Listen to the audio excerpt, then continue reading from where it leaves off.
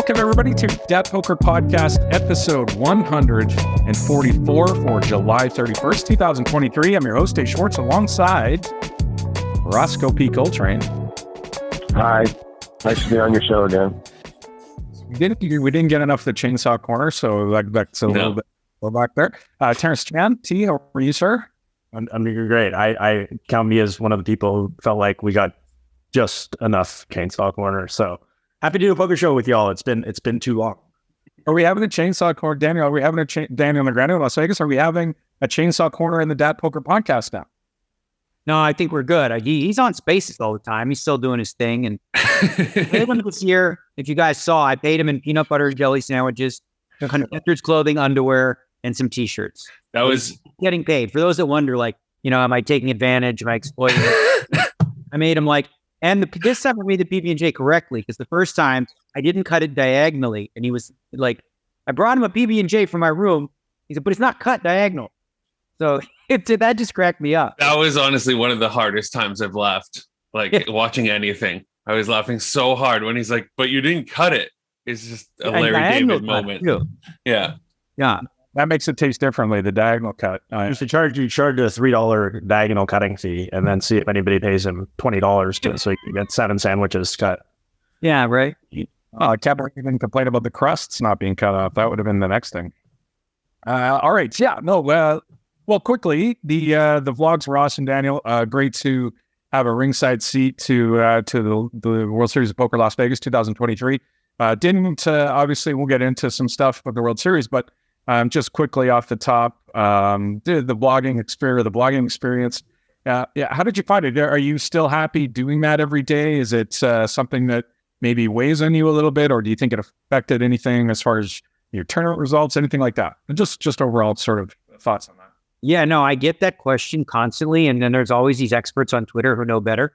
But I tell you this, I've been doing it since 2017. I enjoy doing it. It's not going away. And people don't really understand how I do it, right?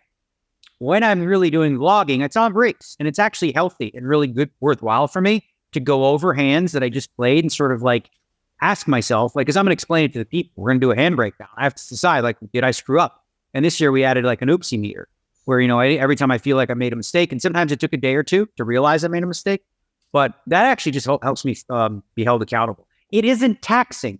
I think a lot of people have this misconception that I'm not doing any editing. I don't wake up in the morning to post it. All I do is shoot things that are interesting. And it's really it's very break heavy, right? And outside of that, in the mornings I get ready. And as far as developing content and creating it, everything comes from my brain, but it's so easy for me now. I don't have to think about, I'm okay, well, we want to do this, It isn't taxing, and people look, well, you'd have won if you, that's not how poker works. Maybe I would have won if I didn't vlog. Maybe I would have won double if I did. I don't think it hurts me. If anything, I feel like it holds me more accountable. Even the stuff at the table is almost usually happening at say No Limit Hold'em when 2 other guys are in a hand, or something coming back. This is a time that you might be just scrolling on your phone anyway, right? Well, I'm not spending, I guess the point is I'm not spending 24/7 for 7 weeks going like this, focused on every single move of every player. That's impossible. That is just humanly impossible, right? I have my moments where I zone out, in and out, and I just, do the best that I can. But yeah, I shoot the all-ins. That's not a big deal. I'm already all in. There's nothing left to, think about. I'm okay, we're all in. I just, cover that. You could make an argument that I'm all right, well, I'm all in. I have to think about grabbing the camera and putting all that, but the decision's already been made. It's not affecting anything. So, I do. People love it. I enjoyed making it. And I push back hard against the idea that doing them hurts me in some way. I don't see it at all. The overall benefit seems great for poker, especially. I mean, all the people out there sweating the vlog each day, there's tons of people who wake up and wait for it to get released every day and just jump on and interact. It's great. People at the table, they love it too, I would imagine. You probably haven't come across anybody who doesn't like being on the vlog, I'm guessing, right? Oh, no, you do. You get a few, you get here and there. One, I remember a couple of years ago, Benny Glaza, it was the bubble. And I filmed him I filmed the bubble hand, and he bubbled. And he was really, really annoyed being on camera because he was obviously distraught. And I was going to do this just to really needle him. I was going to do this. I was going to ask him to do this huge bubble boy and have it explode and him be like the little baby in the middle and go, woo, and confetti and blah, blah, blah, and make it extra extravagant. But then I was like, nah, let's leave the guy alone, you know? Because he's a pro, you know? If this is a recreational player who says, I don't want to be in the vlog, absolutely, you know, I wouldn't do that. But you're a pro, bro. This is promoting the game. You got to be part of it with the wins and the losses. Sorry, that's the deal. One of the other side benefits I wanted to ask you about was because everybody's watching it, all the people who become fans of Daniel Negreanu watching the poker, they now know not to approach you on a break, right? You jump up from a break, you grab your camera, and you make your way through the crowd instead of, you know, those crowds get pretty deep. You're recognizable. They're going to stop you every 5 feet, take a picture, right? This seems like a bit of a, hey, I'm doing the vlog right now. Leave me alone. You would think so. You would think so, but no. I mean, what's really frustrating is when you got guys like, I'm literally in the middle of it, you know, and you can see me with the camera, with the selfie stick, doing the thing, and a guy just walks in, just pushes in like this, take a picture, not even asking like that, you know? So it helps in some ways. Like some people have realized, like, I don't want to be bothered on my breaks, but, you know, there's still a lot of new people that come to the World Series and it's their only opportunity. So they do it anyway. I remember there was a one break where I think you said you got pitched 4 business ideas on the way back to your room. No joke. I had a guy hand me something. I don't want to say because he might be watching, but like this poker inventions and this, I want to do a stream and I want you to come to Colorado and play my own game. How much does it cost? And done. Well, I just want to play. Leave me alone. So that stuff is tax. Like when I played the Gladiator, which was an amazing event, which I know you've got on your list. It was fun. It was a $300 buy-in. I got down to 72 people out of like 23,000. However, I never got a moment to breathe. It was because $300 players, right? Like they don't expect me to sit down at their table. So everyone at my table and those, you know, in the vicinity were just coming snapping pics all the time. Yeah, and you mentioned in the vlogs to talk to you during a hand. You know, well, not during a hand, but like when I'm having a hand, I'll try to grab my attention and I'll come over. Like when I'm like on the turn, you know, facing like 1.5x pot. Yeah, no, at the table for sure when you're out of a hand, and that seems to be the time that you're happy to do it. But yeah, another set of vlogs in the. Let's jump into it. World Series 2020, obviously, 95 events are now in the books. Attendance records shattered, right? I mean, I think this was a giant success as far as the numbers game. 5 tournaments, over 10,000 entries. The $300 Gladiator, Daniel, you mentioned, got 23,088 entries, making it one of the biggest live poker tournaments of all time. The main events, I know we were throwing darts at numbers a few shows ago, Ross. Can't remember exactly what we all had. I'm not sure any of us had 10,043 entries. That's how many played the main event for 10K, eclipsing the long-standing record from the 2006 main event, the one that Jamie Gold won, the biggest event ever. That, for the main event, created a $93 million prize pool. Poker pro Dan Wyman takes down $12.1 million for his second bracelet. He won a 1K PLO last year. Fantastic guy. Great for watching. It was streamed on Poker Go. Lots of poker over there. Poker Go. If you love watching poker, you need to have Poker Go. I can't imagine you don't at this point. But the commentating, the selection of the tournaments was fantastic again this year. There was a bunch of talk. Let's do it quickly to the main event, guys. There was a lot of talk about the World Series of Poker main event payout for the 10K with that $93 million. Sorry to interrupt. This is really important, but how did you get a window in your prison cell? Well, I don't know, because it's obvious you're in a prison cell, right? I think that's pretty clear. I didn't get a line, right? But how did you get a window in your cell? I took a bandsaw and I made it. So yeah, no, I thought that was really important to mention. So go ahead. Back to so 93 million. It seemed like so again, 2006 was the largest World Series Poker main event prior to this year, and they wanted to make the first place prize bigger than the 12 million that Jamie Gold won in 2006. So they made it 12.1 million. Well, the issue is that back in 2006. The prize pools were much steeper. The payouts were much steeper than they have become over time, right? So it was a question. It was a function of they paid 10% of the field rather than 15. Exactly. Yeah. So when they went to make the first prize bigger than 2006, because for whatever reason they decided that that's what they wanted, it created some issues with the payouts further down the line. And there was a lot of talk on Twitter about amongst the pros that how bad this payout structure was, and I kind of was like, is it really that big of a deal? It's fine. Yes, it's the worst payout structure ever. I'm gonna take a side right here. I can cut you off. I'm sorry, but like you just mentioned it, 10,043 players, up 1,300 players from the year Jamie Gold won. If you take a look, for example, at sixth place the year Jamie Gold won versus the sixth place this year, sixth place got $1 million more in 2006 than sixth place got last year. And this is after what Daniel says, you're paying an extra 5% of the field. So of course, when you pay 15% of the field, you're going to take a whole bunch of money out of the top spots. So what they did here is they took money out of all the top spots instead of first place for this stupid fucking idea that, oh, this is the biggest main event ever. We have to have the biggest first place ever, which is just like, what you think like you think like CNBC or whatever is going to like run an article that's just like, oh my God, somebody won $12.1 million at the World Series of Poker instead of a lousy $12 million. It's just so stupid and short-sighted, and it's insulting to the players. And listen, like I think the World Series of Poker, in the vast majority of cases, does a really great job with a lot of things. So if you hear me shit on things, it's because, I maybe I don't give them enough credit for the things that they do well, because they really do a lot of things well. Just the fact that they can run a $10,000 buy-in tournament with 10,000 players and it runs pretty smoothly. Like my hat is off. Absolutely. Everybody on the team does a fantastic job. Whoever came out with this payout it's such a short-sighted, silly, almost petty thing to do.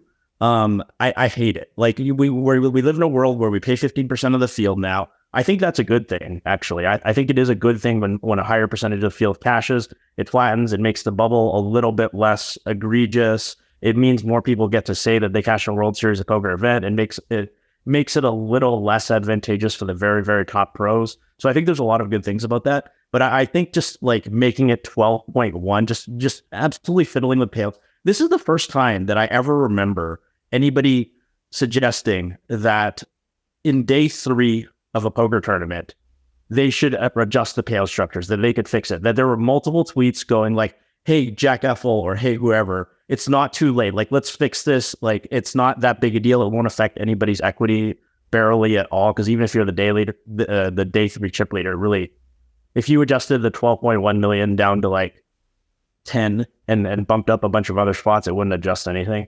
I think I'm sorry. Like, I'm going to have to take a side on this and say this was one of the worst payout structures I have ever seen.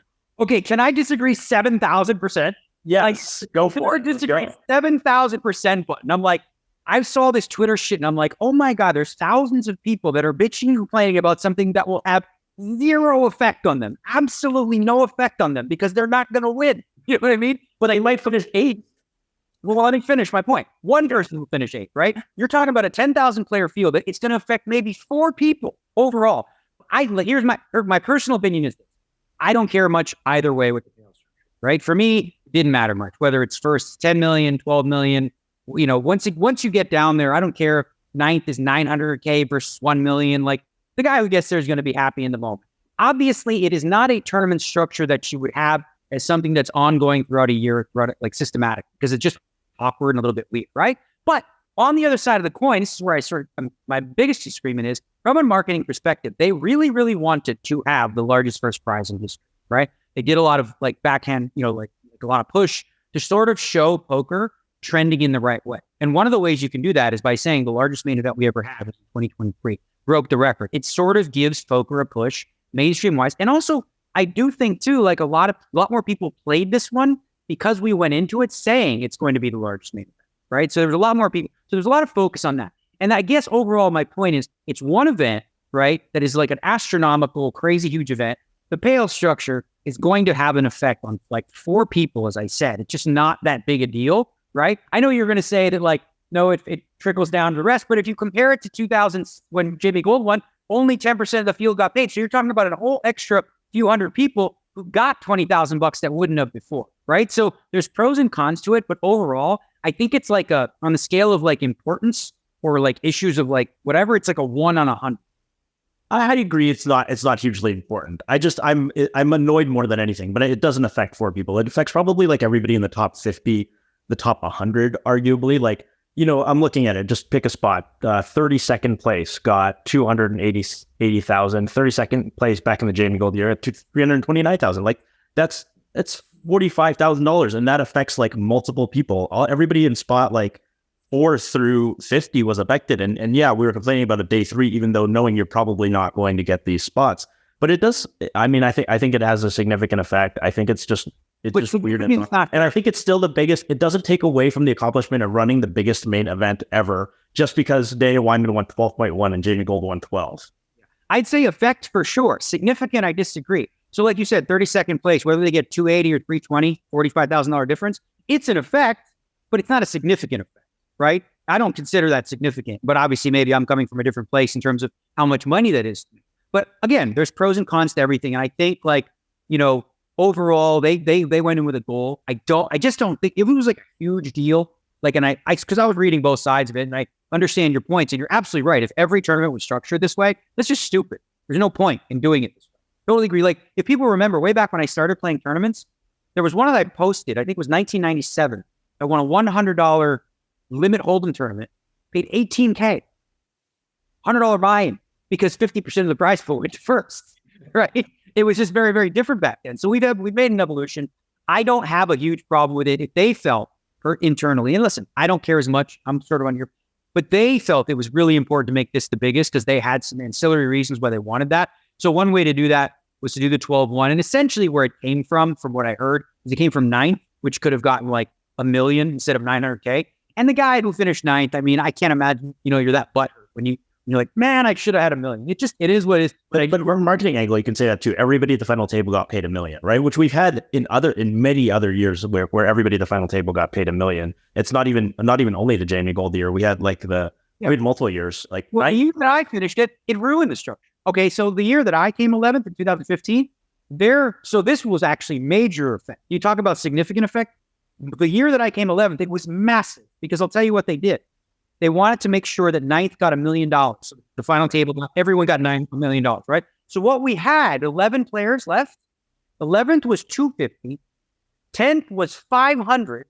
9th was $1 million. Also that. So now, also, especially bad since Joe McKeon had about $1 million chips and was absolutely smashing the faces. So when you said worst fucking tournament structure ever, I'm like, excuse me, makes it different. 2015. Not only was it a spot where Joe McKeon could like raise every pot, my table was not stalling. Everyone at my table was playing. Right. We were playing 45 hands more than the other table. I didn't give a shit about ICM. I was trying to win, and it seemed like, much of our table did, but like that one was a significant impact. That was significantly unfair, and that's totally true. And I think if that happened today, TDs would probably step in and probably make that thing. So this one now, so conflate to this. So in terms of strategic differences, if you knew 32nd pays like 280 or 320, how would your strategy change, leading up to that? I don't think much, right? Like not all that much. However, this one from 11th to 9th, huge impact on like actual real money for a lot of people, like 250K jumps for just folding out. That's bigger than what they had between 9th, 8th, 7th, 6th, and 5th, of course. One last point. 12th place went to Kong Fam in this tournament, 535,000.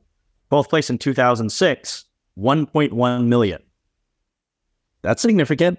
That is significant difference. 1.1 million to 500,000. Yeah. Let's have defined percentages for payouts for all events, or should they be able to change these on the fly on day 3 or whenever it is to suit their marketing angle, or should there just be here's first gets this percent, X% all the way down the line? I don't think you should ever change a payout structure after the tournament starts, ever. Yeah, I kind of agree with that. Like if it was ever going to happen, it would probably have been in this one, but I agree, but it should be posted before it starts, right? And this one wasn't, as far as I know, because otherwise it wouldn't have turned out this way.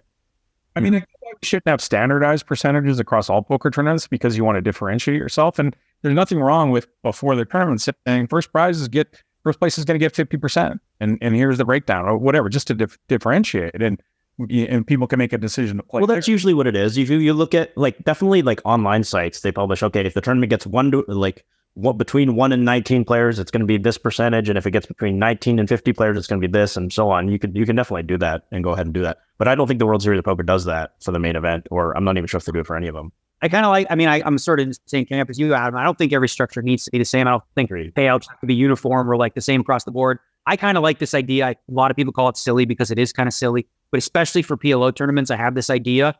You know, we've got this mystery bounty thing going on now. I have an idea for what I call the mystery bubble. Okay. It's the mystery bubble, right? So the bubble, let's say, for example, it's supposed to pay like 24 spots. The bubble may occur anywhere between 18 and 32, and you have no idea where the bubble is. I love it. But if you are the bubble, you win 4 buy-ins. If you finish on the direct bubble, wherever that is, you win 4 buy-ins, and you will not know until the bubble is completely burst. So what that does is all these guys, and especially in PLO, because that's what we see in PLO, because the equities run so close, you always end up with a really long bubble where there's like 4 stacks who have less than 2 bigs, and they're just waiting each other out. They literally can't play from an ICM perspective. This would cause a completely opposite effect, where they're like, oh shit, we're in there. This could be worth 4 buy-ins. I'm going to play. I love that. You'd have to have like a really sealed envelope that says exactly how much, because people will be... Or you could draw it after it. You could simply, once you get... So let's say if we say the difference between 18 and 32, once you're down to 17, you roll the dice. You draw the number, and whatever it is, that person, that's where it was. So those people would just have to... All we'd have to do is, they can leave, and they can pick up their money later. I love it. Strategically changes a lot. Anything that makes bubbles faster and reduces stalling on bubbles, I am just all for it. Doesn't matter. Like, what would be the point of stalling now, right? Like you don't even know. Like if you, I guess you could say that the stall would happen a little bit before then at 32, but I think it would be far less significant. Because anyway. Obviously, the World Series of Poker healthier than ever. We talked about the records that were just shattered this year. 440 million in total entries across all the events. 440 million. I mean, $500 million in entries. What do we write this down to as far as the increase in the World Series of Poker specifically? What do we think is the driving force behind that? Is it the move from the Rio? Is it the current economy? Is it the streaming? What do we think it is? Terrence, maybe take a run at this and figure out exactly why you think we're up so high. I mean, I think the brand is super strong, and the brand is stronger than ever, and it's still getting value from all the years that poker was on mainstream TV and ESPN, and all the years, I would say, basically between Chris Moneymaker to Jamie Gold, especially when there was that. The WSOP is it's a premium product, right? It is the one thing that people want to win. You've got it in the notes that about 8.8% of the prize pool went to the house, which is quite a high rate considering how big some of the buy-ins for these tournaments are. I don't have a problem with that. I mean, obviously we would all love the rate to be lower, except for Daniel. But I think I have no problem with it because the WSOP is a premium product. They've earned the right to charge a bit more than people. And while we wish they wouldn't, and while we wish we wouldn't get nickel and dime in certain small ways, it does show that the brand is incredibly strong, and it has done well with this brand. And I think the move to the Strip is a good thing. I was annoyed by a few things staying on property this year, but overall, I think most people are really happy with the move from the Rio to the Strip, and it'll probably continue to grow. Also, I mean, it's also notable we're in a year with higher than average inflation, so $10,000 and all the big buy-ins does mean a little bit less than it used to. I think that's a small effect. I do think that poker is very strong, and I do think the World Series Poker brand is very strong. I'm going to do a new segment where next year in the World Series, I'm just going to call Terrence and say, "What's bothering you today?" Terrence going to replace Chainsaw. No, I'm kidding. The elevators didn't work in the horseshoe. I think that's a legitimate beef. Yeah. So there's 2 things that I think I would point to. Number one, if we're talking specifically about the main event, I think, GG Poker's sending qualifiers in big numbers is something we haven't seen since the Jamie Gold era. Sites haven't done that. So GG Poker committing to that. And when you think about this from an online operator's perspective, right? Like a lot of people say, well, why don't these sites do this more, right? Well, because, the one sense you get good marketing out of it, but at the same point, you're just taking a whole bunch of money off your site, right? Like you send 100 people, you're just taking a whole bunch of money that was on your site and you're taking it over to live. And like, how do you benefit from that? You benefit from people playing. So there's sort of a balancing act there. But I definitely think having qualifiers come and play was a big boon to the main event. The other thing for poker is 774, right? Big boon is 774 of the 10,000. Yeah, that's EV poker. That's an amazing amount. Yeah, and the other thing I would say, I think those sort of the resurgence of poker is directly related to YouTube. Directly related to YouTube in several ways. Number one, obviously the live streams, whether it's the Hustler Live, Lives, the Bikes, whoever's doing that. A lot more people interested in the game. You have others like Doug Polk and different people creating content, like myself, creating content constantly in people's feed. Then you've also got the vloggers, right? We're all doing this and sort of getting people the itch. I can't tell you how many times in comments I would read people saying, man, I haven't played poker in years, but like watching your vlogs makes me like want to go to the World Series. So I do think a lot of people that sort of became dormant in terms of their poker play after the boom, when we were on NBC and, and Fox and all that stuff and the mainstream stuff, like the world changing, where now people don't consume their content like they did back then. People consume their content by watching TV. TV was it. Today, many young millennials and generations, they don't even have a TV. Generally, they don't have a TV. They use their laptop and they watch things on their phone. So I think that being more accessible, I think what we're seeing is poker with YouTube and, all the streams is being marketed more so through social media, through Instagram, through TikTok as well. It's being promoted more than it ever has, right? Now, I was there during the golden era, but again, the outlet we had for promotion was TV. That's pretty much it. And because there's so many different verticals where we can promote the game, I think that is the driving force behind seeing numbers across the board globally. Terrence touched on it. It's 8.8%, 39 million in rake on that 440 million in total entries. That didn't strike me as egregious, honestly. Like Terrence, your point was that it's a premium product and it costs a lot of money to put that series on. And 8.8% is like fantastic if you're playing small buy-in tournaments. But if you're playing like at 250K, it's not. So that you took the average, you took all the prize pool and took the average. So it's obviously, I don't know what the exact numbers are. I think like the main event is about 7%. And so obviously small buy-in tournaments, they're quite high, like it's in the 12 to 15% range. And, I don't know what they are in like the 100Ks and up, but it is a decent chunk, but I think it's a reasonably fair amount. Notable notable bracelets from the World Series of Poker. A lot of them this year, by the way. There were a lot. Ford multiple winners, which was cool. MJ and I used to have a bet. It was the freest money I ever had back in the day when we did the podcast. He was so convinced that it's a long shot for somebody to win 2 bracelets, and we've had the same bet every year. I'm like, I'll take the yes, and I just cleaned up every year. But 4 of them this year. Notable bracelets: Nick Schulman won his 4th. Brian Yoon his 5th. Josh Arya won his 4th and 5th, I believe. Sean Deeb with his 6th. Angry John Manette with his 5th. Benny Glazer, the aforementioned Benny Glazer, won his 5th. Brian Rast, 6th, who also was inducted into the Poker Hall of Fame, in which it seemed like everybody was in favor of. When the Hall of Fame came down, Terrence and I whine about this every year about the World Series Poker Hall of Fame, but Brian Rast being inducted seemed like everybody was in agreement with this. Daniel, do you want to quickly talk? Yeah. No question. I made my voice clear on the Brian Rast thing. I really do think going into this year, it was sort of, because this is what happens with the world, with the Hall of Fame. It's like it's recency bias people have. So I felt like whoever was going to do better between like Josh Arya and Brian Rast would be like the front runner to get nominated, to get inducted. And Josh did start out, Josh ended up doing even better as far as I'm concerned. He won 2 bracelets. But Brian, once he won that 3rd PPC, right? And he has the resume of all resumes, right? As a first-time Hall of Fame ballot, what do you want to have? He checks every single box.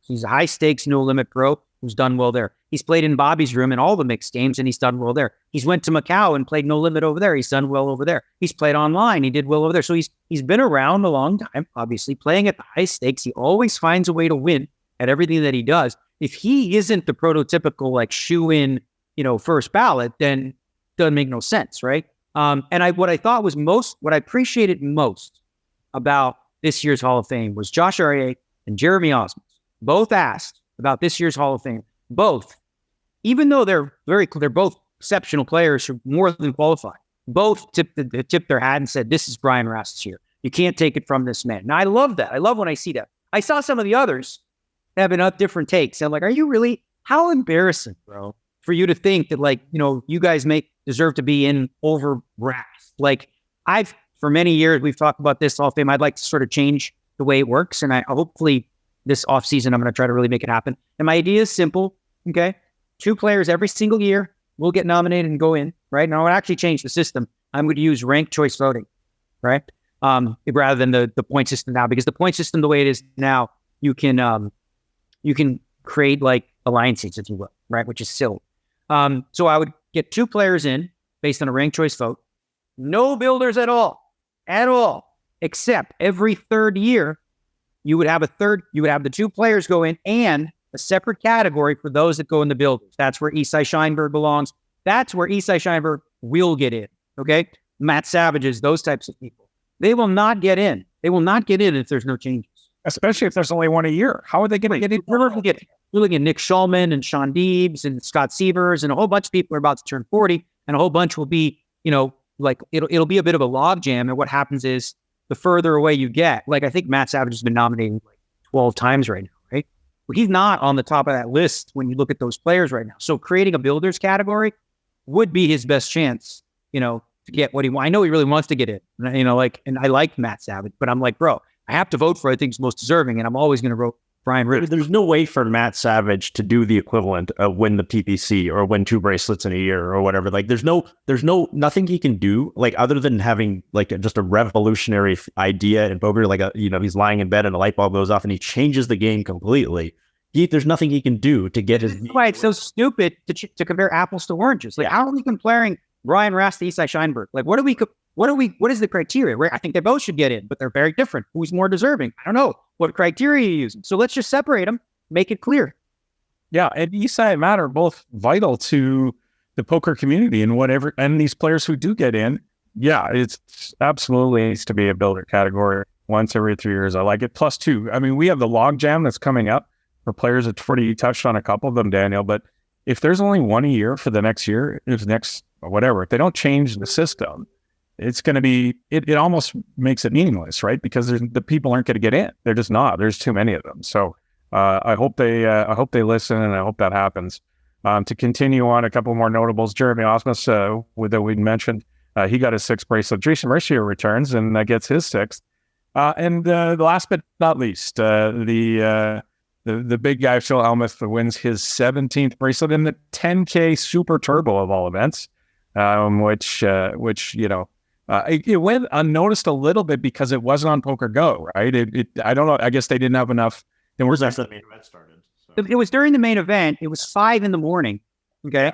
It was fully like, I don't think going into the World Series, they're like, oh yeah, that's the one that's going to have all the marquee players with Phil Ivey and Phil Hellmuth at it, right? So a lot of people are like, well, Poker Go, why didn't you film that? I mean, first of all, once the main event starts, like you said, the set is done. Like it's just the main event. But also, I mean, really, the 1K Super Turbo, that's the one you thought was going to have potentially like Ivey versus Hellmuth? I didn't have that on my bingo card. No question. All right, Daniel, let's talk about your World Series of Poker. Obviously, everybody who watched the blog had an update on how you're doing, overall results, etc. You had 20 cashes. You finished 18th in the Player of the Year. We'll talk about the Player in a second. But, we talked a bit about before, but as far as the vlogging goes, but separate from that, which tournaments you play. I know you went deep in the Gladiator, the $300 buy-in. That cut out some time, cost you maybe some sleep here and there. But when you look back at this World Series, how do you look at your approach as far as your goals go? And would you change anything? Yeah, so this is going to be controversial for some people to hear, but I felt like I had a good World Series. I had 20 cashes, but they were not min cashes. This wasn't a situation where I'm like, I was finishing 594th, and cashing in these. I was getting deep. I was cutting through like these fields that had 2,000, 3,000, 20,000 players and getting down to the last 40, 30, 20, So in order to do that, consistently, requires a lot of good play and a good fortune. So I felt like I was pretty lucky overall in those. I lost money on the year, but I still had a positive ROI, which probably doesn't make sense to people. Well, how's that possible? You lost money. Because the way it works is if you do it based on buy-ins, right? I played a 250K. I didn't cash in. I played 100K twice. That's 450. I played another 50K twice. That's 550,000 right there, right? That's like 3-4 buy-ins and stuff like that. So when you're playing tournaments ranging from $300 to 250K, it's going to create sort of a kind of an odd like structure when people look at it. Like, for example, John Deeb, right? He won a bracelet. He finished second in Player of the Year. He lost money on the year. He didn't have a winning series because he won a $1,500 buy-in that paid 100 something, played some 50K, some 100Ks, 250Ks.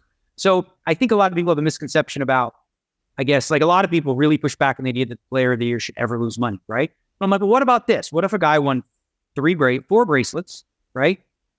For a total of $822,000, but he also played the $1 million and he didn't cash in that. So you don't think that's Player of the Year worthy? I do. Again, you just have to sort of separate your mind in terms of like overall dollars from overall accomplishments. Like that guy Ian Matakis, which I know you're going to speak to. He was grinding. He was deep a ton. You know, like a lot of people are like, who's this guy? How did he win? A lot of it was online, but in those online fields, A, they're tougher, and B, you know, you have to wade through a lot of players to get deep in that. So yeah, I felt good about my approach. Like I think maybe next year, I always play with the idea of just playing the big ones and not messing with the small ones. What I will do for sure, unless we can change, I have high hopes we can fix the structures, but the mid-stakes events are not playable for me. Like the 2,500 Omaha 8 stud 8, the $3,000 horse, that kind of stuff. Because what they did was they made the structures better than the 1,500s, right? Because they figure, well, it's a higher buy-in, structure should be better. But the 1,500s already have too much play. They're already too slow. You already have double levels on day one in a 1,500. Like 2-hour levels for a 3K is silly, right? So they ended up taking like 4 long days, and it's supposed to be 3-day events. So I would, if we can't fix those significantly, I'll just skip those. I won't play them at all. And I'll play the big field events, small stuff when I'm available, but mainly focus, like I always do, on the big stuff. Captain, so I wanted to talk about those structures. Now, Terrence, you went down for a few events, had 3 cashes, I believe, and talk about your World Series a little bit. Yeah, I had a great time. I mean, I went in, I focused. So my lead up to the World Series of Poker was basically like, you guys know me as a limit hold'em specialist. I play limit hold'em pretty well. I've had some success at high stakes. So what I did was I was like, okay, let's develop another game. And so probably for the last like 2 years, I've worked a lot on my draw games. So it's mostly Deuce of 7 and Badugi, and I haven't worked on the split pot games, like so it's the Badusis and Badasis and stuff like that. And partly because they're not World Series events. I wanted to play like World Series events and have good ROI in draw games. So that's what I focused on. I ended up doing very well in the draw events this year. Had a positive ROI, made a small profit, felt like really just confident all the way through. I think next year maybe I'll focus on stud games. You guys know I don't devote all of my time to poker. I've got 2 small kids, and so I can't spend all my time playing poker and grinding. But luckily, I do live in a place where I can play like mixed games online and stuff like that. And so I'm thinking of putting in some work on stud games. I still only like one-way games. I don't like split pot games. So unlike Adam, I'm not like an Omaha 8 or better or stud 8 or better player. And as Daniel pointed out, those events take fucking forever to play at the World Series of Poker because the structure is just way too slow. So I like one-winner games. Maybe I'll work on some stud and some Raz, and then just round out my games and I'll make a quick recommendation. If you're going to have a stud route, start with Raz because it's going to be the easiest, and you're going to feel like you're comfortable in it very, very quickly. It's very simple. Yeah, I've been playing a lot of online Raz, and yeah, it is obviously because it's arguably like the first poker game you should teach people. If you were to take a poker player from scratch, Raz is probably the easiest one because it's sort of a bit of a problem solving game because you learn about all these. It's you don't have to memorize the hand rankings because it's just like it's obviously very easy to determine which hand is better than the other, and then you can start going into more advanced concepts like, oh, is that card more or less likely to have paired your opponent, or can you represent this, or like what should you be value betting on the river given what your board is. I think Raz teaches a lot of really poker fundamental concepts, and it is really, as Daniel says, it's probably like the easiest game to pick up if you sort of understand poker on that level. So yeah, eventually I'll make my way so I'm comfortable enough to play the PBC. On the stud, I will warn you this. Everybody who plays poker and you play different games, No Limit, PLO, all the games, 7-card stud ends up always being the most difficult game for people to understand and learn. Personally, I'm going to sound like an 85-year-old man right now, but it's like the true Cadillac of poker. There's so much creativity. There's so much nuance. it isn't as easy as, say, for example, even in stud 8 or better, you're like, all right, here's a list of hands, play these. Don't, Omaha 8, play these hands, don't play this. In stud, there are so many variables based on the up cards, based on your position, based on, like just so many different things, especially in a tournament. And then like the decisions being made on 5th, 6th, and 7th can become very complex. And, if you're at the elite level, you're remembering all the discards, and that's going to affect your decisions in terms of how you play. You're on a flush draw, great. But you notice that guy that called with a 6 up, right? He called with the 6 of hearts up, and it looked like a spell where he probably didn't have split 6s. So now you don't see the 2 hearts that he had, but you can probably deduce, if you're a high level player, like, I think 2 of my hearts are dead, right? So now you think about all the levels of complexity, that go into playing stud. It's a beautiful game. It's a game where you can chase, so you can play kind of sloppy. Like if you have 2 6s and a king, and I have, if I have 2 queens and a jack, and you have 2 6s and a king, you can chase all the way to the river with those 6s. And there's a lot of fun. So, but anyway, people generally, I find, have the most struggle with stud because there isn't an easy like cookie cutter set of rules I can give you to be like, here's how you play. Yeah, I think the one games, how to play 7-card stud on YouTube. I did a video. Oh, you did it. Okay. Yeah, I think of the one-way games, stud is probably my weakest one for exactly that reason. And it's also one more point on stud and a lot of these mixed games really, but definitely stud, is that for you guys out there who hate that like No Limit Hold'em is the solver game and like, oh, it's just the guys who spend the most time solver, there will never be a 7-card stud solver, because even if there was one, you wouldn't possibly be able to memorize it. The position changes on every street. You've got up cards changing. You've got all these dead cards I mentioned. It's much more of a deduction game, a detective game, figure out what this guy actually has. It's more of a pure poker game, as Daniel says. So having a lot of fun. I still don't play No Limit Hold'em at all. It's too slow for me. Until we get Daniel's chess clock in play, I just can't stand how much stalling and how much slowing and taking 25 seconds. You have to jump into the high rollers then, where at least you have a shot clock. Yeah. I'll just skip all the 2500s and the 5 days. That's a really great idea. No, but I love mixed games. So I'm always encouraging people to do that and just have a better poker experience. I was deep day 2 in the mixed triple draw, 2500 mixed triple draw. We had I think it was like Maria Hoch, Chino Ream. We had I think it was Crazy Marco. We had like basically like everybody at the table you would recognize, and it was just all jokes and it was all cracking up, and we're all making banter. Like there's a hand where Maria tries to bluff Chino on the river. He like pretends like he's gonna fold, and then like Hero calls at the last second. Maria shows pair. Everybody laughs. Very next hand, I try to bluff Chino on the river. Chino's like this close to folding, and then he's like, "Nah, Terrence is capable." But calls. I show a pair. Everybody laughs. Like we are 2 mistakes here. I know. Try to bluff Chino. Terrence tried to bluff Chino. What? You guys not paying attention here? What are you doing? I know, but we're like 8 off the money, right? So it's like supposed to be like a really serious like moment, and we're just all goofing around and having a great time. And you think about if we were 8 off the money in some No Limit Hold'em tournament and a bunch of guys just having a fucking eye fucking contest with each other, just staring at their cards going, check. Like, that's not fun. To me, poker is a fun, fast game. Like I said, Daniel said the shot clock's in the high roller, so he gets to have fun.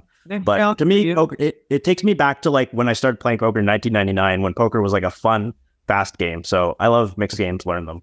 Next challenge for you, because I think you'll love it once you get involved and understand the complexities, is dealer's choice, right? There's only a couple of carnival games you'd have to learn: Abduces, Bidaces, and 5-card draw high, and maybe pot limit triple draw, which is fucking bloody. It's just that's the blood game. But it's such a fun game because like when it's on you, you have to decide what game. There's like 85 things to be thinking about in terms of what games you choose and stuff like that. And it's just like you said, it's a similar atmosphere and it's like a lot of fun.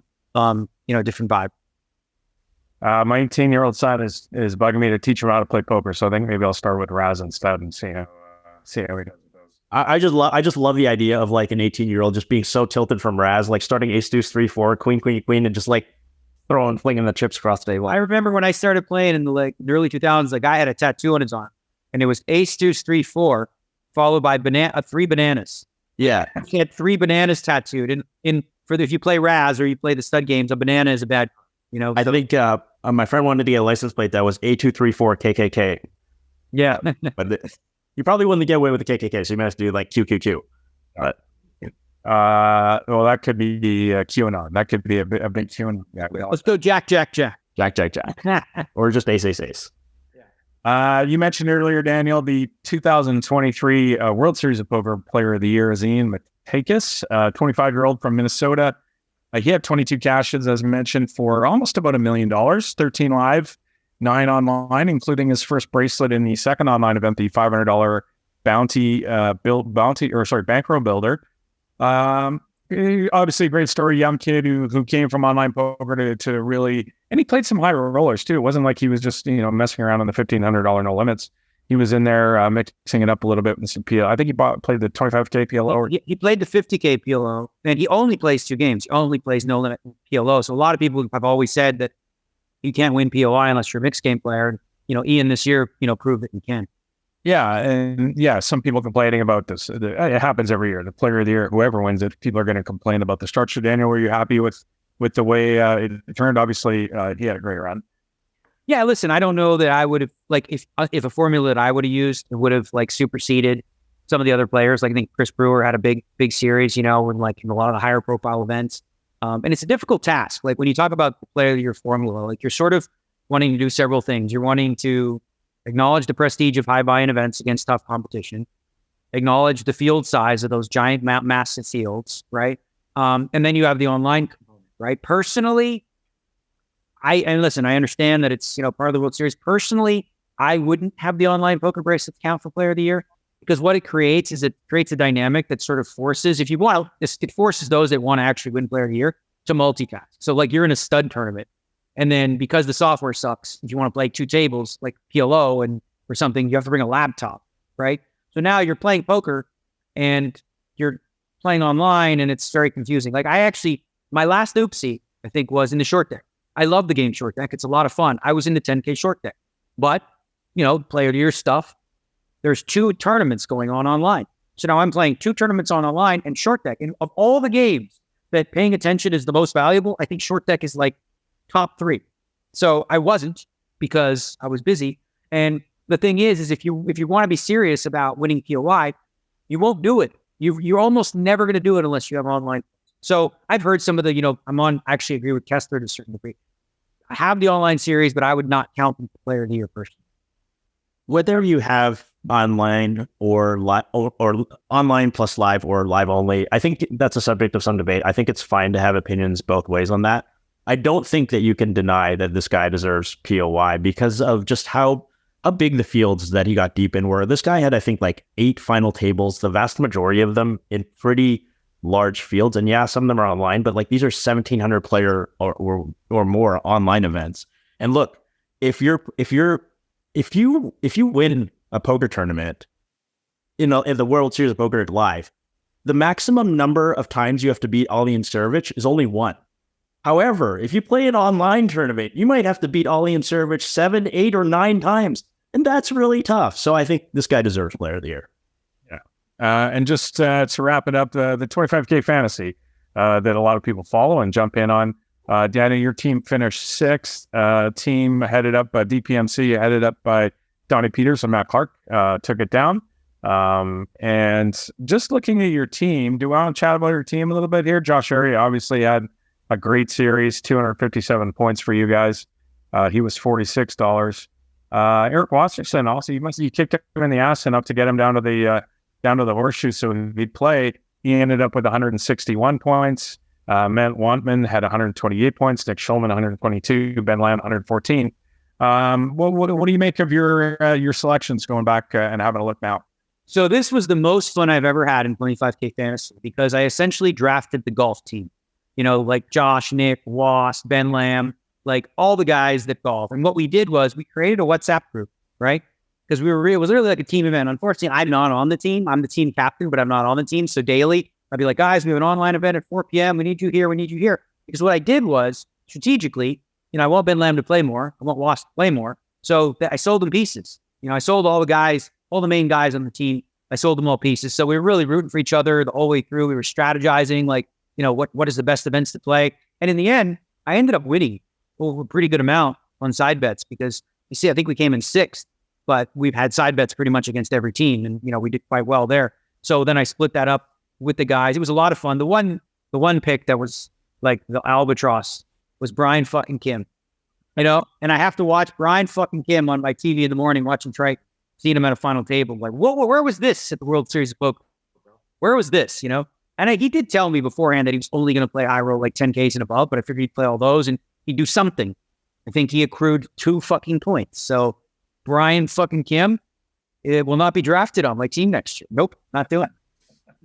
This was the first year that I can think of, at least in a very long time, that you were not the number one overall salary. Shaun Deeb edged you out by $1. I think we always go for it usually depends who goes first. And then whoever is goes second goes for $1 more. It happens almost every year like that. Oh, interesting. I think, there was a lot of discussion about what kind of World Series is Shaun Deeb going to have? Where it's healthy, it's skinny Shaun Deeb. You were of the opinion that Shaun's play would actually suffer because you kind of need all these extra calories to play at your best. Especially into the late hours, and so Skittles are a performance enhancing drug.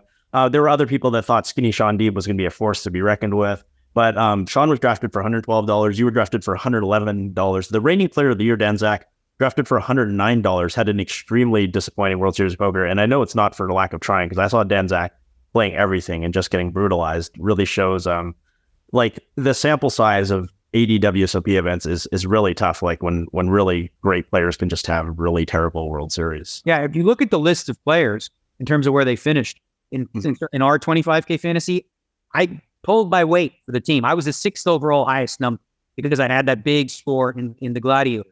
So I ended up accruing 264 points, and that was good for 6th. Shaun Deeb had 241 points, and he finished in 11th place. So the 2 horses that usually get a lot of money spent on them pulled their weight. Dan Zach, who went for a lot more than he normally does, like you said, after Player of the Year, that was a big oopsie. We're not oopsie. There's a bad series for the guy. Yeah, he ran bad. I want to ask you about 25K fantasy because you've talked about POI, and your idea for the POI is limit the number of events that you can get points for. So, whether it's your top 8 or your top 10, you get this many points, but it doesn't matter if you have 27 caches because we're only going to count the top 10 of them. Would you think of doing that for 25K?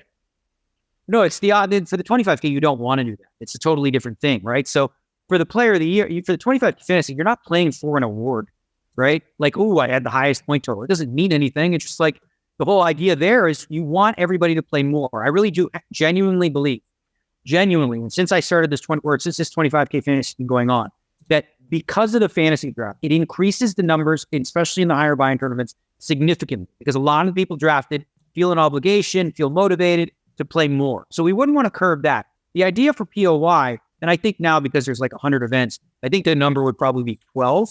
And my thought process behind this is you take the top 12 best caches.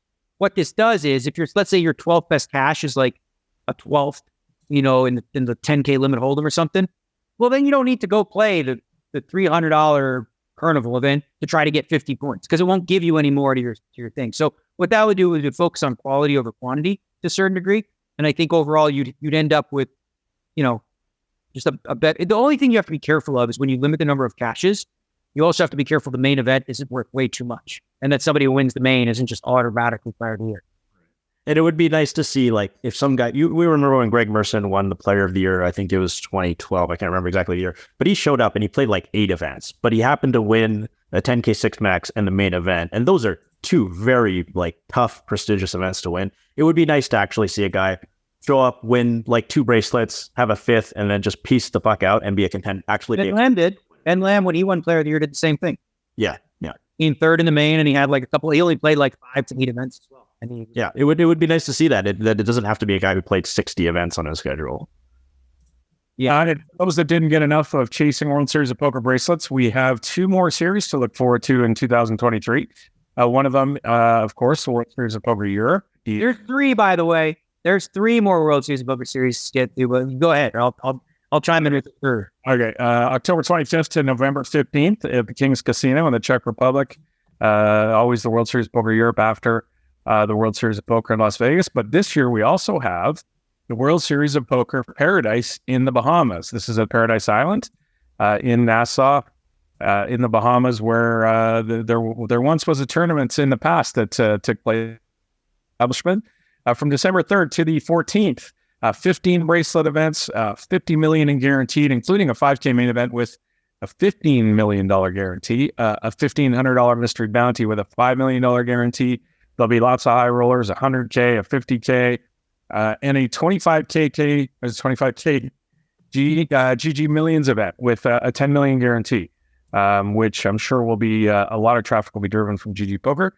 Thoughts on going back? Speaking of GG Poker, though, you talked about the 2 series, but there's one coming up before that. I won't give you the exact dates yet because that's not released yet. But as always, GG Poker will be running World Series of Poker bracelet events online internationally. So you can play if you're outside the U.S., setting up an account. You can actually travel if you are an American player. I believe that, there's a process for you to be able to go to Mexico or, go to different parts of Canada. Not Ontario anymore, unfortunately, because Ontario is fenced in and they have their own product there. But I would definitely look into that. So there's going to be, like you said, the World Series of Poker online on GG Poker, then the Rozhedov, and then the WSOP Paradise, which I will definitely be going to. I can't wait. I'm actually genuinely excited to go back to Atlantis. I don't know why, but I think for me and Amanda, we've always had a blast there. We always had a really good time. I like the vibe. It's comfortable. I used to go there, like you mentioned, for a decade, and it's been a while since I've gone, and I'm looking forward to it. Terrence, thoughts on heading back to the Bahamas? Yeah, I mean, if I were a No Limit Hold'em player, I can strongly consider going to this, because now that I've got two kids, it is a really fun place to go. I mean, my oldest is big enough to be on the water slides and have a great time and all that. So Atlantis is great. I mean, it's not without its warts, but I think it's a cool place. Like Paradise Island is a nice place. Be careful with your money declarations. We all know about that stuff. If you've got more than don't bring money, literally, just don't bring cash. Don't bring cash. Send a wire. Use credit cards. There's no point. There's nothing there that you will need cash for. So just be, smart about how you travel. Yeah, and understand that customs in the Bahamas are very serious. They will not screw around. They will confiscate money. Do not try and go back with money that or go down there with money that you haven't declared. To Daniel's point, wire it. Just don't. They wait. They know when the tournament's over, and they just sit there and they pick you off. So yeah, definitely don't mess around. You can Google the horror stories. We won't have to bother link them, but you can Google the horror stories. But yeah, both you guys are right. If you've got the money, declare it. But probably easier just send it electronically and not actually have to deal with the 2023. There's 2023. There's going to be plenty of easy options for you to send money down there. That you won't even need to run the risk of anything like that. Don't mess around. Look, we just send over 1,000 players to this event. So get signed up. Club GG, I'm guessing Daniel's going to be a great resource to try and win your way down there as well. So they haven't released anything, but I imagine there will be packages on Club GG. I don't know yet, but I do know that on GG Poker itself, there will be tons of qualifiers for various events there. One of them, I don't want to say because I know stuff that I'm not supposed to say. So yeah, one of the events will be kind of cool that I can't talk about. There'll be room discounts because rooms aren't cheap there. So hopefully there'll be lots of discounts and stuff for people to get. So that is the biggest issue, right? So you look at a place like Atlantis, and in years past, Terrence knows this, the number one issue that you come back, Ross, is sorry. Number one issue that people come back with is, man, shit's expensive. And this is going to happen when you go to resorts, right? Like a banana's $15 or some stupid shit like that. So that's something that is high on the priority list to address, as well as, like you said, room costs and things like that. But generally speaking, anytime you're going to a resort, when you're there, prices are high. But I believe that there'll be a solution for that. There was some discussion around the timing on this, and the calendar's tight for these big events, and you're going to drive traffic, and this is going to go up against the World Poker Tour event at the Wynn. That goes on each year, and is this good for poker? Is it bad for poker? But there's just, the windows are tight, right? I mean, Daniel, I don't know if you've been. They're not that tight, but this one is interesting because, like you said, WPT will be having their event. EBT Prague will be going on right in the same vicinity, and then the next month, Stars will have their event, in Bahamas. So it's kind of like we put it smack dab in the middle. And a lot of people discuss it online and different things. And I look at the World Series, for example, the World Series of Poker runs this mammoth event. And if you think about all the different properties and companies that just, openly leech off of the players that are going to be there, they're all right, well, WSP is going to run events, so we'll run competing events at the same time as they do, right? This isn't new. This isn't a thing that is like, oh my God, well, what are they doing? This is just business. It happens. It will split the player pool for sure, right? You imagine like, you think of the geography behind it, like West Coast, Vegas, California, and then you'll maybe East Coast, South America, a lot of European online qualifiers and things like that. There's a big market though for South America, I think, as well, because a lot of them have tax issues in the US that won't be present in Bahamas. And then I believe we'll get, a good group of the high roller players because we have a very robust high roller series. So I do think WSOP Paradise is going to do really, really well. And I genuinely don't think, and this isn't like a declaration of, this is just like the World Series of Poker the World Series of Poker doesn't need to like, as far as I'm concerned, because you mentioned, Terrence, the brand it's a premium brand, people want it. Like they don't have to like tippy toe and step around other people's events. I think the World Series of Poker plants where it sits, and others, can make adjustments after that. It reminds me of when there's like a big boxing event and a UFC event on the same weekend. If the boxing event is really big, the UFC will move. If the boxing event's kind of weak and the UFC event is really strong, everybody wants to watch that. The boxing event will push itself a little bit later. But in this case, out in the end, Yeah, in this case, the WSOP is always the stronger brand. So I understand from a lot of players' perspective, like, oh my God, well, now it's split. What they're not seeing is in the bigger picture, this is really good for players. Very good for players. When you have competition and you have people vying for the player base, what happens, right? They have to up their game. Everybody has to up their game and do a better job in order to acquire the players. So that always ends up being like a win-win for the players. Although I understand some players want to play both, right? But it's, it becomes a little more difficult. But ultimately, in the long run, like I remember back in the day, Terrence, you remember like the Stars versus Tilt days and the UB and whatever else. When those battles were happening, it was good for all. It was good for everybody. Yeah, I remember, we were talking about Paradise, but the PCA and Aussie Millions used to be back to back, and there would be very few people who would go for both because, that's an incredible journey going from wherever you live to the Atlantis to Melbourne, Australia. Like that's a trek. Like you got to be into poker to do that. Oh, I did it a few times, and now since we're talking about money and confiscation. I was going to Australia from the Bahamas, right? And I was in the Miami airport because that's how you connect. And I'm going through with, I had 70,000 in cash, just straight cash in Miami, right? So I declare it. I tell them it's here. They say, fine. I fill the paperwork out. Police stop me for a minute, ask where it's from. I say, it's fine. Okay.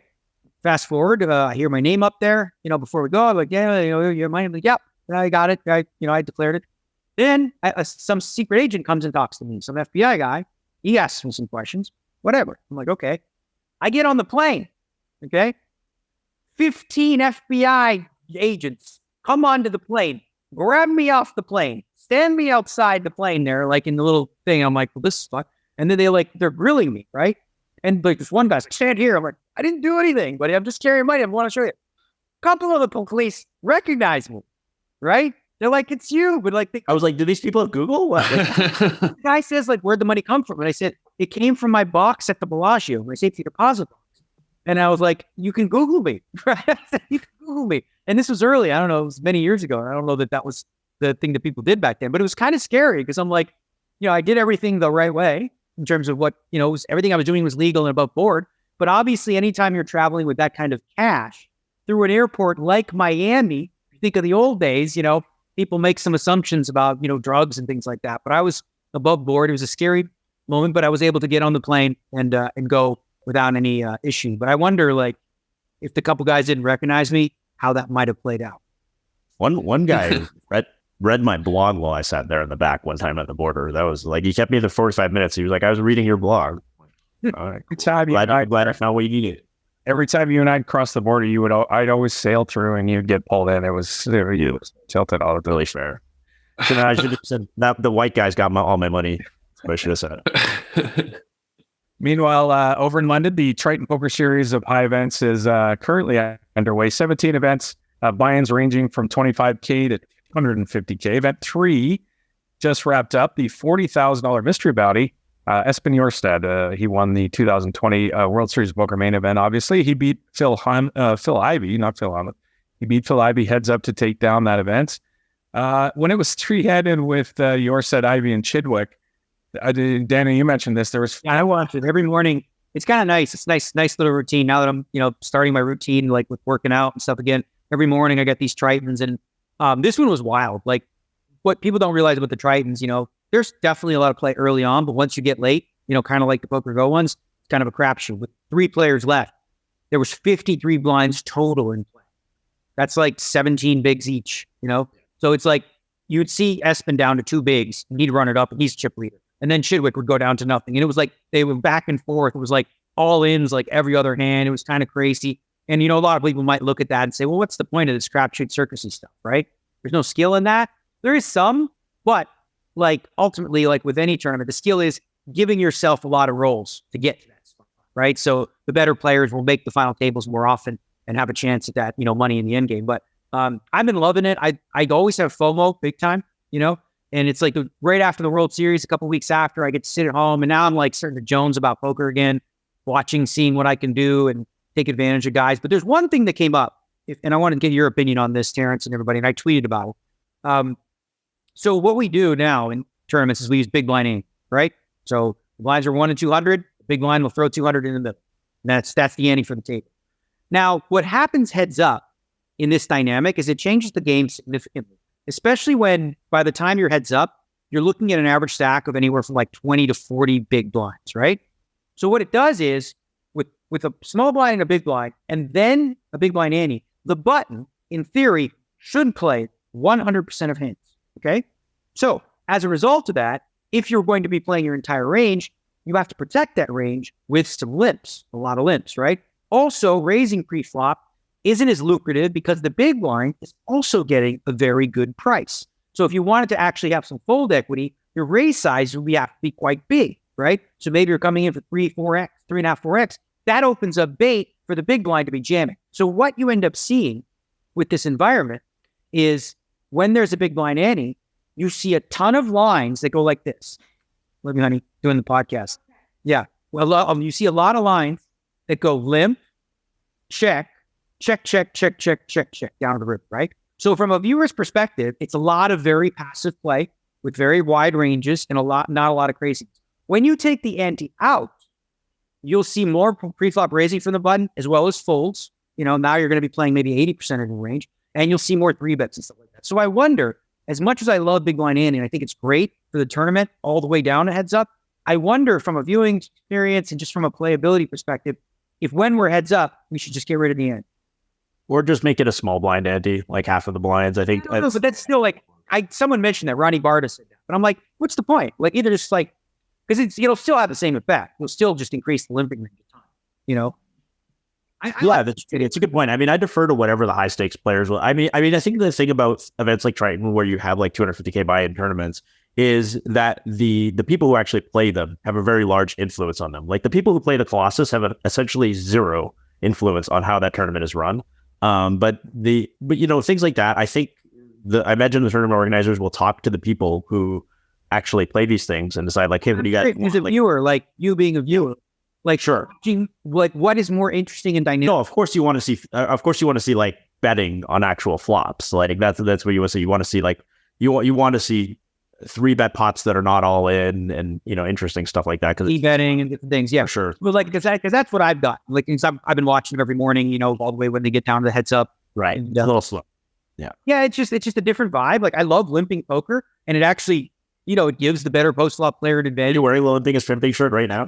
I happen to be, yeah. Which, this isn't one of them, but like I have a bunch you can buy on contendersclothing.com. We got a whole new line of clothes, and we got underwears, and we got t-shirts, got all kinds of stuff. But yeah, from a viewer's perspective, I think that, it's slower too in a way, because like it's difficult for these guys to calculate the ranges when the ranges are infinite, Right. So I don't know. I feel like heads up poker maybe, in my opinion, I think it's a better overall experience when you just eliminate the ante. Now, stud tournaments should be opposite. Stud tournaments, when they get heads up, you should double the ante, because I've watched my fair share of heads up stud, and it's like heads up Raz. Like, God, that's the worst. So they should double the ante. The ante is super important to force action, but when you're heads up, you don't need to force any action anymore. It's already there. Like the blinds do the work, right? Yep. Back to the Triton Series. Event number 9 is interesting. I don't know if you guys noticed this one. This is the one where it's an invitational. The wealthy amateurs get to invite some of the poker pros and bring the high profile poker pros in. Paul Foy invited Phil Ivey. Phil Nagy invited Tom Dwan. Richard Young invited Jungle Man. But the one, Daniel, that caught my eye was the wealthy amateur Mr. Eric Wasserson, who invited Nick Schulman. How did Popcorn get to be one of these wealthy amateur dudes? Oh my God! Here's the funny thing about it, right? So Wasserson being in that side is like crazy to me, but he will be nowhere near the best player in that part of the field. Okay, he won't. You have Paul Fua, you got Kerry Katz, you've got a whole bunch of Pudant Punsri was in there. Like Eric is not a no limit hold'em player; he's a mixed game player. But I was kind of surprised. Like he asked me to go first. I was like, "You bullshit." Getting in as a business. What business? What business do you do? So ultimately it comes down to, I think, a small group of those guys who decide, do they think someone belongs here or there? And obviously Eric is a player who wouldn't play if he was on the pro side. So he gets in. Again, I don't know how they decided, but that one definitely sticks out to me because I just was going to what is this business you do? So that's a sort of a lot of people debate the fairness of it. But ultimately, it's the people who play. If they're cool with it, they're cool with it. They're the ones that make the decision. And he gets to play against, so the way the format works is he gets to play against the amateurs until they merge the field later in the tournament. He doesn't have to battle Phil Ivey and Tom Dwan and those guys to get deep. So he's like, yeah, I'm in. So I love the format. So for those that don't understand how they do it, essentially, if you can't play if you're a pro. You can't just play. You can't just show up and play. If you're a businessman or in that thing, you can play at any point, and you get to invite somebody that you want to play on the pro side. So you can invite whoever you want, right? So you'll see people like Dan Smith saying, "Hey, I need an invite, someone invite me or whatever, because they want to play in this event." What that does is it creates a balanced playing field for the businessman. I remember many years ago when Guy Laliberté started the one drop, he wanted the number of players in the event capped because he didn't want it to be overrun by pros because he wanted the balance. This creates sort of a 50-50 balance. So 50% pros, 50% quote unquote amateurs who are, sometimes good. And then what they do is all day one, I believe, or at least 6 to 8 hours, they play amongst themselves, like 2 separate tournaments. Then on day 2, they merge and they play a tournament as normal. But the idea behind that is, some of the businessmen will have a better chance of having some big stacks. And I think last year, or the last one they did was a quote unquote businessman who was very good. I think he won, in the last one they did in Cyprus. Is Dan Smith not considered a charity businessman? That's not really business, is it? When you just give money away? I don't know. The other thing that does is it forces the pros to be entertaining and not be dicks, right? I mean, they're not going to get invited by this crew. I don't know if that's true. That actually isn't true. No. Because no, that's not true at all. Like Vogelson and gets invited. You know what I mean? He's not so there's got to be a lot of action, and that there's a lot of the businessman I'm gonna invite you. It's friendships. It's basically based on number one, it's based on friendships, and 2, typically what happens in these events is, hey, listen, I'll invite you, but I want 20% in a swap or something like that. So generally speaking, if you invited somebody, you're gonna have probably a piece of each other in some way. If they really wanted to tilt the pros, they could invite Cabral. I think he has been invited to one of those. Because Leon was one of the businessmen one time. I think Leon invited. Yeah. No Helmuth, though. I didn't see Helmuth on the list, or did I miss it? You can get an invite if you want. All right. Speaking of poker on television, high stakes duel on Poker Goes Back, Daniel. You beat Eric Persson in round 1 for the 50K a man heads up match, and that means you get to move on to the 100K match. And this one is going to be against Doug Polk. He stepped up to challenge you for the 100K. You guys have a little bit of history, heads up. So I think it'll be an interesting match to watch for sure. And if you happen to take it down, you get to walk away with the 150K profit or continue on. I mentioned the history you guys have. There's a lot of hands to look back on. Obviously, this is a different format and not near as many hands, et cetera. But it should be interesting given what you guys have been through. Yeah. So for lack of a better term, it's horse shit. Okay. Because here's what happened, right? I'm supposed to play Eric Persson, right? So I play Eric Persson, he shows up on the wrong day. So like we're supposed to play. I show up, I'm ready, I got my bag, lunch, whatever. He shows up the wrong days in Seattle. So he comes and he then we play the next day and I win, right? We're supposed to play 2 days later. Okay. I'm ready to go, whatever. Night before, for personal reasons, he says he cannot play. So now I'm scheduled to play Eric Persson, which I think I'm a decent favorite in, because he is not a heads up expert or anything like that. And he gets replaced, right? So now I go from playing a 100K match against Persson, and now I play a 100K match against Doug. And as you said, we obviously have a long history. We did play the beginning of the duel, or the beginning of the feud, if you will. We played it on Poker Go. We started live. We played like 500 hands live, and I won like 3 buy-ins and that. Everybody was shocked how nice you guys were to each other. Yeah, I think before we sat down, we sort of chatted a little bit, had a back and forth, and we're like, all right, let's just be cordial and whatnot. And then we played, of course, the Epic Online match, which was a major grind. I genuinely feel like if I'm going to play him, I much prefer playing him live for various reasons. Number one, like he sort of, when I watched the videos later, I didn't realize how extensive his, pre-flop game trees were or whatever. But like when you play online, and this is illegal, by the way, you can't do this. It's like, I don't know why we did this, but like, because we had this big fight about pre-flop charts originally, right? Because I was like, I don't want to use them because I didn't plan for it, I wouldn't practice pre-flop charts, and he thought it was okay. On GG Poker or anywhere else, these are illegal. You cannot use this stuff. You cannot use pre-flop charts. But, we were both doing that on the WSP site. And what it does is it takes one street completely out of the equation, right? Because now he's not making any decisions at all. He's just doing exactly what his prepared sheet says. And then I'm doing the same thing. So it's kind of silly. And then it becomes the thing of like team versus team, right? Like, well, we've come up with this, we come up with this. So what's the point of that? When you play live, it's a lot more difficult you don't get to look at a chart for one. And so you're going to have to change things up. Also, because it is a, freeze out format, and the blinds go up, your pre-flop charts would change anyway based on your stack sizes. Whereas that wouldn't be the case in the event that we played because it's always 100 big blinds deep.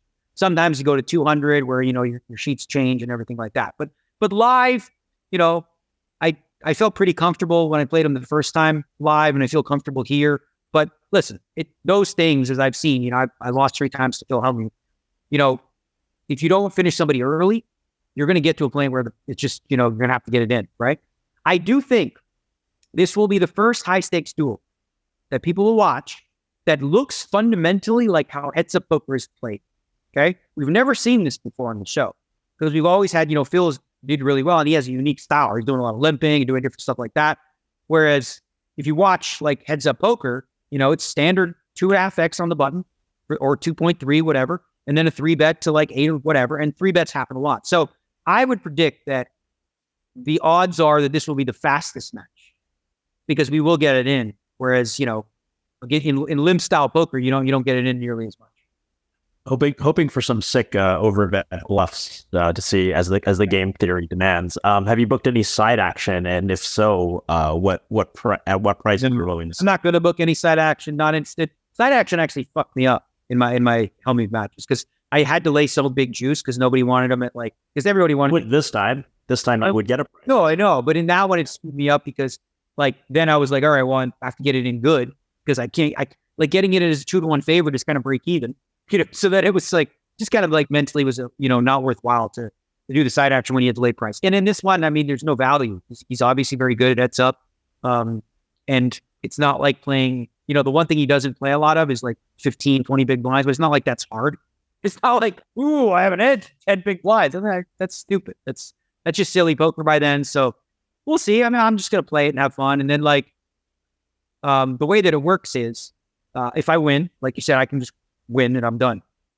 If I were to lose, I would have the option to rematch for 200,000. So we'll see. I haven't decided yet though.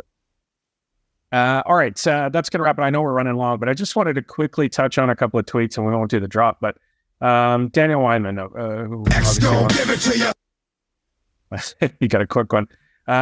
Here's a couple of tweets from back in the day from Dan Weinman. In 2017, he tweeted, very uneventful World Series after an early third, booked a small win. What is likely my last World Series of poker. Time for a new start. A couple of years later, he tweets 0 for 10 in the main event. This is 2019. 0 for 10 in the main now. Achievement unlocked. And then fast forward to this year where he takes down the main event. So the variance here is crazy. Dan, obviously a very good poker player, who's been a top poker player for a long time. So, I know it's dangerous to say stick with it if things are going your way, because this is real money and it ends up costing people, a lot of money to fight through variance. But pretty amazing to look back at those tweets. All right, fellows, that's going to wrap it up. Thanks so much to everybody out there for tuning in and listening. Thanks to you guys for getting together. We've got a whole bunch of stuff to get to that we will in the next couple of shows. And until then, we will talk to you soon.